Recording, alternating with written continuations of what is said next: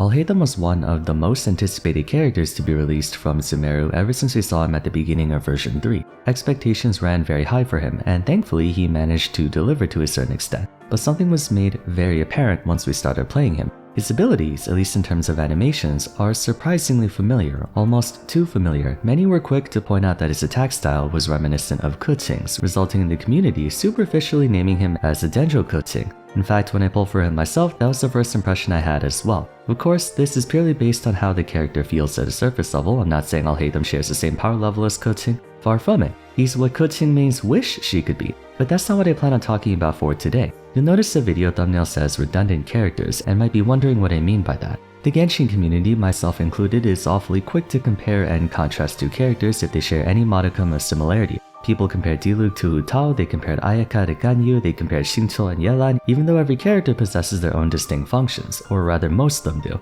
But at the very least, you can establish differences between characters based on how it feels to use them. What if they were different in properties but the same in playstyle though, such as Razor and Sino, Noelle and Ito, or Keqing and Alhaitham? That's what I want to talk about in this video. With the increasing number of units with similar attack styles, I want to go over the pros and cons of having quote-unquote redundant characters in Genshin Impact. While looking at opinions regarding the dendro Keqing debate, I noticed a lot of posts trying to denounce the label as if players are trying to say Alhaitham was on the same power level as Keqing. Therefore he was bad and not worth pulling. No offense to Keqing fans of course. That's not what this video is about. I am specifically referring to characters with similar playstyles or experiences, so before you jump to the conclusion that I'm going to talk about their strength, I'm not. You can find plenty of other videos comparing the two's effectiveness in combat. For those who didn't pull for Alhaitham, let's first go through his elemental skill and burst to illustrate where the dendro Keqing thing originated from.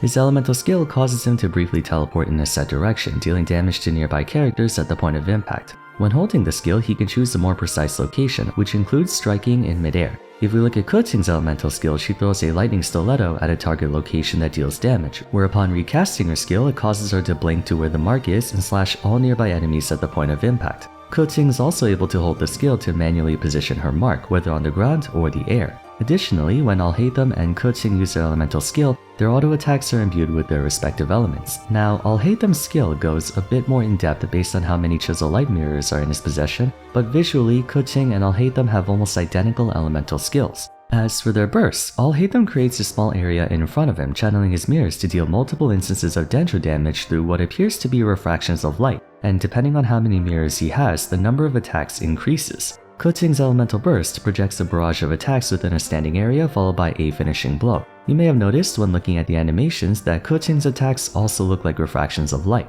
What's even more intriguing is that in the final attack on both their normal attack rotations, they momentarily disappear before reappearing when dealing their finishing blow. So if you're wondering what people meant when they said dendro Keqing, that's why. We're not going to be dissecting their individual kits beyond that. It does raise interesting questions though. These two aren't the first time players drew that conclusion either. Sino and Razor were brought into the conversation as well. On top of both of their connection to wolves, Sino's elemental burst behaves extremely similar to Razor's. When using Razor's burst, he summons his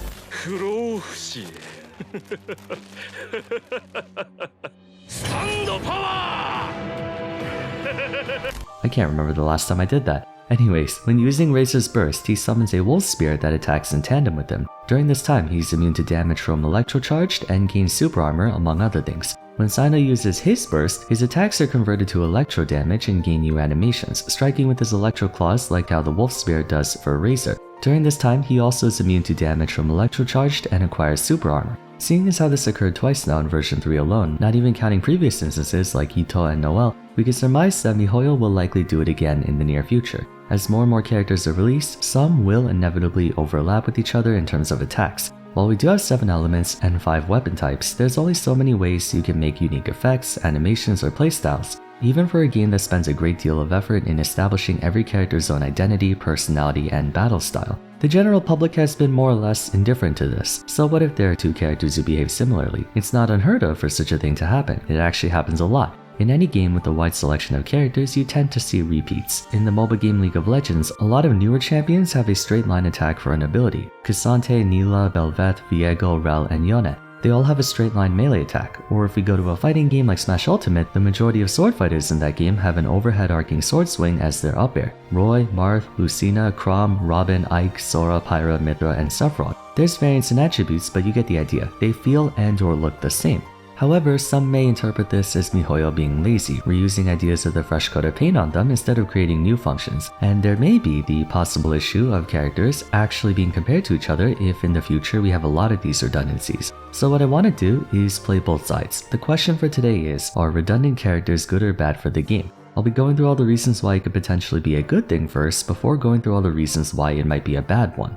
The first reason for why it's good has to do with the motivation for dividing characters into different classes or types in the first place, to not only prevent everything from being judged in the same fashion, but to slow the rate of power and/or feature creep, which is especially prevalent in gacha games. The gameplay model behind gacha titles is to incentivize players to go after as many different characters as possible by imposing challenges that demand specific units or a specific strategy to be efficiently completed. Technically, this pertains to any game with a selection of characters, not just gacha. Pokemon, for example, has a wide variety of types and different stat distributions. A fighting-type Pokemon works well against a rock-type by virtue of type advantage, but rock-type Pokemon also tend to have very high defense, so it's more practical to carry a type with a heavy focus on special attack like water or grass. The same logic applies to Genshin, despite its content not exactly pressuring you to diversify. While it's true that dungeons and bosses don't force you to go a certain party or whatnot, the rule still applies for players trying to explore the ins and outs of that party. By designing a character to exclusively follow a niche, it allows them to release many characters without it feeling like the game is accelerating in power or features too quickly.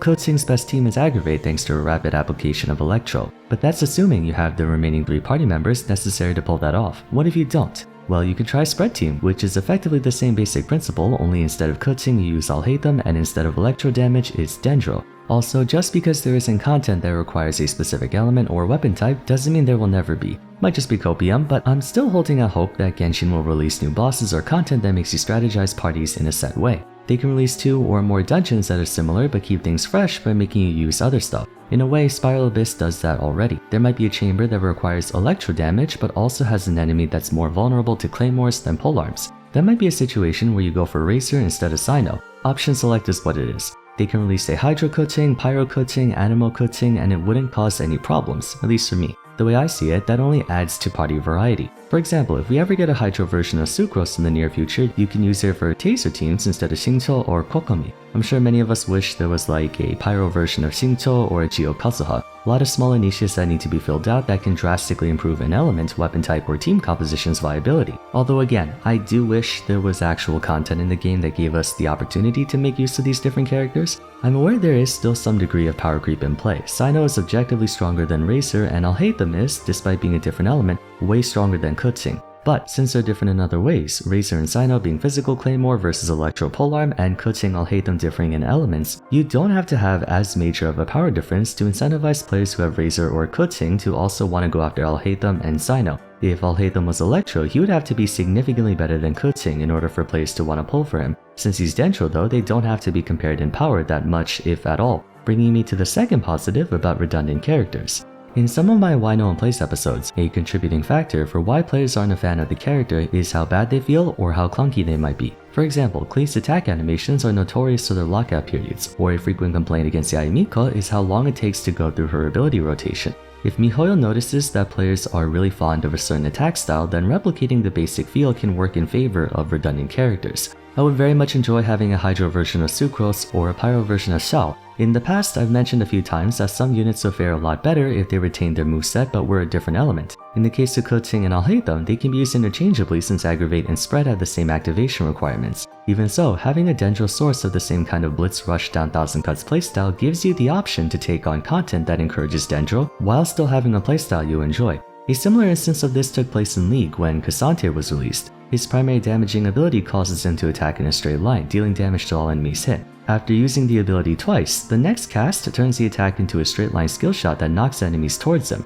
A champion released many years ago named Yasuo has the same thing, where after using his Q twice, the third one launches a tornado that knocks up all enemies. Seeing as Yasuo is a very popular champion, I'm guessing a sizable amount of Yasuo fans adopted Cassante into their champion pool, allowing for a tanky bruiser alternative for situations where Yasuo's frailty wouldn't be a good call, while maintaining that same feel. It makes the character easily recognizable. In other words, redundant characters can work well if they emulate a popular character. To a certain extent, that is. All the same, there are just as many potential negatives to having redundant characters as there are positives. Even if the character is strong, because they play so similarly to other units, that can work against their popularity given the fact that in the context of Genshin, players are very selective about who they spend their Primogems on. Using Ito and Noelle as an example, Ito essentially trades Noelle's durability in favor of more offense. But if you're A, not the biggest fan of Ito, and B, strapped for cash, you might take a pass on Ito since Noelle has the same basic feel, and instead choose to go after a character who fills a role you may not have yet, like Goro. That was a common argument behind whether or not you should pull for Yelan if you had Xingqiu, or Kazuha if you had Sucrose. Then again, in case of sub-DPS, as we talked about last week, having more copies of overpowered characters is a good thing. So I suppose redundancy is only a possible negative for main DPSs. Even so, for free-to-play players, if the characters are too similar, they may forego them in favor of a class or a playstyle they have yet to obtain. With Aggravate and Spread behaving exactly the same outside of scaling, you may not get that much more value out of using Alhaitham and instead prioritize Nahida, who is entirely unique. There's no one who can do what she does at the moment. In his defense, none of the existing dendro units prior to Alhaitham can achieve spread as often as he can, but with Aggravate teams being very easy to form, unless you're explicitly fighting a team that's immune to electro damage and requires you to deal dendro damage, Alhaitham is for all intents and purposes a luxury, or as gacha players like to call it, a waifu pull, or in this case a husbando pull, or skip. They can also retroactively have a negative influence on older characters, especially if there are no external factors that necessitate using all of them. If you're a new player starting out and you pulled for a hypothetical Pyro Keqing, you may not feel inclined to go after the Dendro Keqing or regular Keqing if the Pyro Keqing is stronger. Again, it ties back to how necessary diversifying your team is. At the very least, by giving a character a totally unique playstyle, players may be willing to overlook how strong or weak, practical or inefficient they are and go after them for the sake of enjoying how they play. Secondly, redundant characters are by and large redundant. It's fine if exercised in the short term and very sparingly, but if over the course of a few years they do it too often, players will definitely notice and be suspicious of miHoYo pumping out clones for the sake of milking us for cash, resulting in a decrease in interest in new characters, as some may jump to conclusions by calling someone a copy of an existing unit. Fortunately, because of how in-depth miHoYo is with its characters, I don't really see that being a problem. Genshin Impact's character production is arguably the highest in quality I've ever seen out of a gacha game. Normally for most titles, they would just come up with a name, a brief description, maybe some flavor text on their likes and interests, as well as credits to their artist and voice actor. But miHoYo takes things a step further by having all sorts of lore and background, quotes from other characters, and of course, full-scale voice acting, not to mention the detail put into their animations and attacks is second to none. Virtually everyone is given the same amount of attention to detail. So even if they look similar on the surface, Alhaitham is completely different from Keqing, and there are enough differences within each of their kits to give them their own distinct feel. Alhaitham has interactions with its different mirrors, while Keqing is a very fluid charge attack animation. Even for Noelle and Ito, one is very offensive, the other is defensive. This is only possible because there's no design constraints to a character's abilities. In Pokemon, barring a signature move or ability, Flamethrower, Hyper Beam, Ice Punch, what have you behave exactly the same way, no matter which Pokemon uses it. So it's easier to draw comparisons between a Blaziken and Infernape. Every character in Genshin is unique, so in this case, redundant characters are more of a positive thing for the game than a negative one. If anything, I would say they stand to benefit from doing it a little more often. Some of the elements would be heavily buffed if they had their own version of a top-tier character, such as the aforementioned example of a Hydro Sucrose. Could be something to look into. But what do you guys think? Do you believe redundant characters are good or bad for the game? And what are your thoughts on the concept overall? Feel free to share in the comments down below. That's it for today, so if you enjoyed the video, it would be awesome if you could leave a like and subscribe, it really helps me out. Also follow me on Twitter @Vars, join my Discord server, and check out my other discussion videos if you haven't yet. But till next time, thanks so much for watching, and I'll see you again soon in the next one. Take care.